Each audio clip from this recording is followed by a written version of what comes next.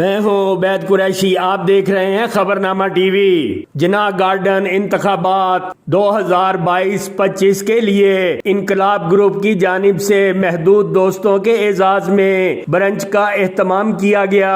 Programme की मेजबानी उम्मीदवार बराए सदारत मसूद वड़ाइच, सेक्रेटरी वाजिद शाही, ज्वाइंट सेक्रेटरी जीशान गुल ने की। लुई भेर से मलक खुर्रम, PWD से मलक इदनान जहूर, साबिक UC चेयरमैन, इनकलाब ग्रुप के उम्मीदवार बराए सदारत मलक इखलाक अहमद आवान, राजा खालिद, चौधरी इमरान, चौधरी मोहसन गुजर व दीगर ने शिरकत की। मीटिंग में आइंदा के लाहे अमल पर गुफ्तगू की गई। देखते रहिए खबरनामा टीवी, पढ़ते रहिए खबरनामा मैगजीन। हमारा चैनल सब्सक्राइब कीजिए।